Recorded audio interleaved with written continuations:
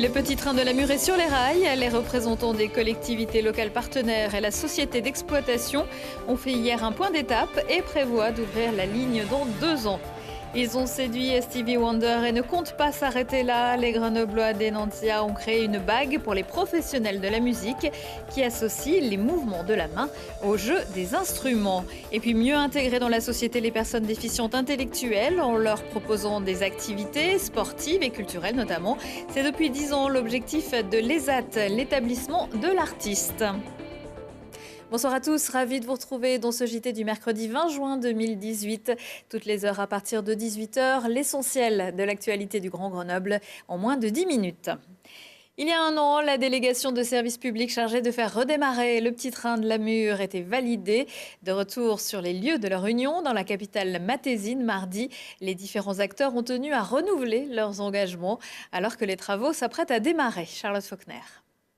Le calendrier est serré, mais la date est déjà fixée. Il faudra attendre juillet 2020 pour revoir le petit train de la Mure sur les rails. Avant cela, les travaux seront nombreux, certains déjà réalisés comme le nettoyage et le débroussaillage des voies ou encore la rénovation du matériel roulant, mais beaucoup reste encore à faire. Premier gros travaux, ça va être la démolition de l'usine qui est derrière moi pour ensuite pouvoir construire la gare et le centre de maintenance. Il va y avoir les travaux également au restaurant, donc début 2019 et sur le Belvédère. Et puis on finira par la LAC, enfin tout ce qui est électricité, tirer les câbles, etc. Pour remettre en état cet emblème du tourisme isérois, le budget est de 26 millions d'euros. La communauté de communes de la Matésine, la région ainsi que l'État participent à ce renouveau. Mais la plus grosse enveloppe vient du département, près de 15,7 millions d'euros. Ce sont des investissements essentiels pour le Sud-Isère, pour le département et aussi pour la région, parce que ce sera un atout touristique. Tout autour, nous avons des campings, on a un cadre naturel magnifique. Et puis aussi, on est sur un territoire avec une véritable histoire, avec des gens qui ont vécu dans leur trip la fermeture des mines, qui ont vécu des vies parfois difficiles. Donc moi, je crois que pour tous ces gens-là, eh bien, on a une dette envers eux. Et c'est normal que la collectivité soit là pour investir.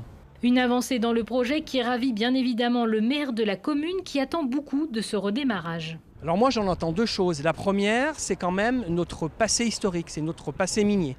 Donc à ce titre-là, c'est quelque chose qu'on conserve et qu'on peut exploiter.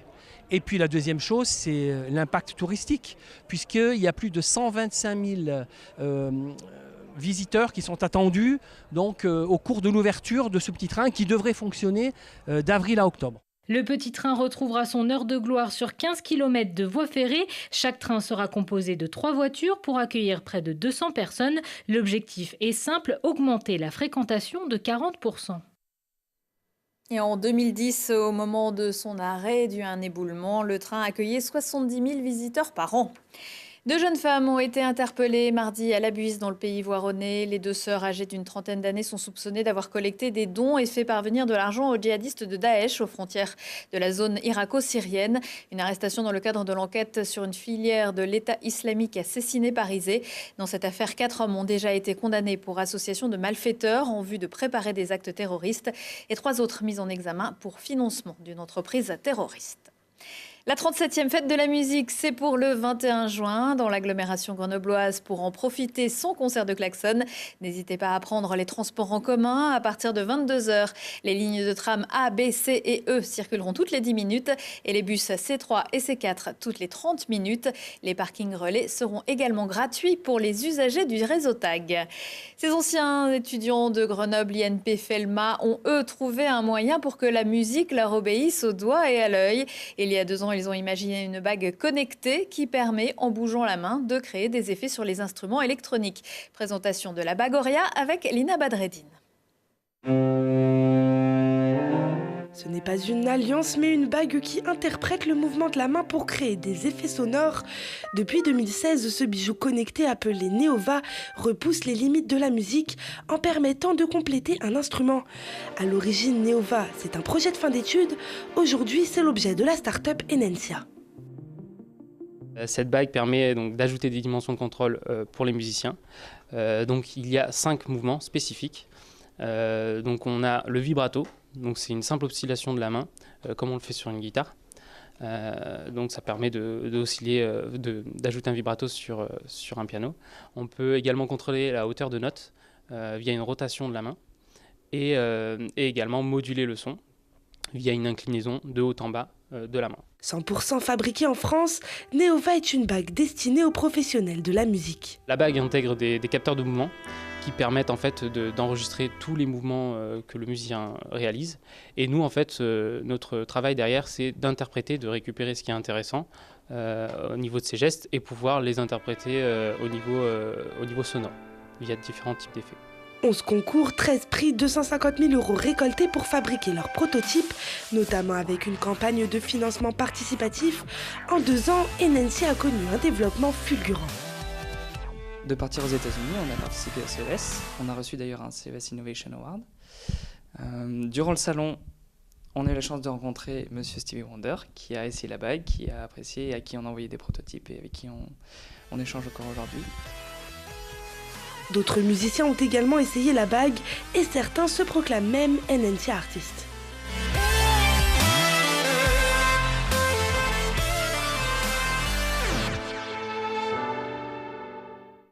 La bague devrait être commercialisée en 2019 pour un prix indicatif entre 200 et 300 €.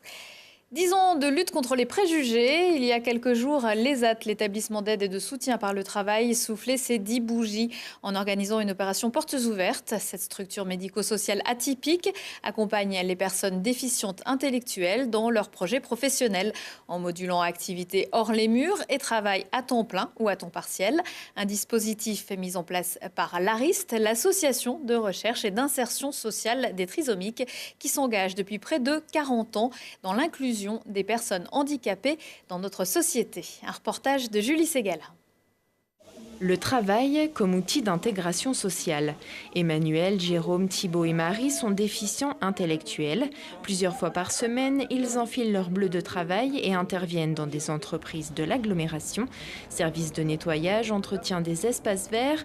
Chaque équipe est encadrée par un moniteur valide qui surveille, protège et encourage ces travailleurs un peu particuliers. Je tourne la pelouse, je fais de l'auto-portée, je fais de lundi, mercredi et vendredi en espace vert. Les jeudis matin, je suis en centre équestre, centre épique des Alpes. Et je nettoie les box.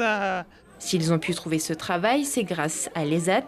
Cet établissement pas comme les autres a ouvert ses portes il y a 10 ans à JR. Il accompagne les personnes déficientes intellectuelles dans leurs projets professionnels. 50 adultes âgés de 20 à 50 ans bénéficient actuellement d'un poste adapté à leurs attentes et à leurs capacités, à temps plein ou à temps partiel. Ils n'ont pas le statut de salariés mais sont payés entre 55 et 110% du SMIC. Mais le plus important, ils se sentent utiles et parfaitement intégrés. Quand on va travailler dans une entreprise, on apporte un service, on va faire les espaces verts que l'entreprise elle-même ne sait pas faire, donc on apporte une vraie compétence. On a une équipe qui est complètement basée sur le CEA. Finalement, quand ils rentrent le matin, ils passent la barrière de sécurité, et ils sont comme tous ces ingénieurs qui rentrent le matin au CEA. Ça reste, être de plus avoir de différence à ce moment-là, c'est important aussi. Après 10 ans d'existence, l'ESAT de JR poursuit ses efforts pour améliorer le quotidien de ces adultes handicapés. Des formations scolaires et professionnelles sont proposées, les pratiques sportives et artistiques développées. Dernière innovation en date, une troupe de théâtre professionnelle en milieu protégé, une première dans la région. Et parmi les pensionnaires de l'ESAT, Marie Dalzotto, comédienne dans la troupe de théâtre et personnage principal d'un téléfilm diffusé récemment sur France 2, et Clément Colombi, champion du monde de natation et de ski nordique, catégorie trisomie 21. Il faut prêter ses jouets. Le musée départemental de Saint-Antoine-l'Abbaye vient d'être choisi par le ministère de la Culture pour accueillir des chefs-d'œuvre de collection nationale. C'est la concrétisation du plan itinérance La culture près de chez vous. En fonction de leurs besoins, les musées sélectionnés se voient prêter pendant quelques mois des œuvres. Ce sera le cas pour la prochaine expo du musée de Saint-Antoine. Vous avez dit Mandragore, accueillir et soigner en Occident, où 92 œuvres issues de 20 institutions nationales seront présentées au public. Comme on se retrouve en réintégrant le top 14, le FCG va retrouver le Challenge Cup, la petite coupe d'Europe. Les rugbymen grenoblois connaissent depuis mercredi après-midi leurs adversaires. Ils rencontreront les Harlequins, les Londoniens qui les avaient sortis lors de leur dernière participation. Dans le même groupe, comme la dernière fois, également Agen. Dernier adversaire dans cette poule 5, les Italiens du Benetton-Trévise. La compétition débutera le 12 octobre. Par ailleurs, le FCG reprendra l'entraînement demain jeudi, après 5 semaines de vacances. Prochain rendez-vous avec l'actu dans 1 heure et en replay sur télégrenoble.net. Très belle soirée à tous.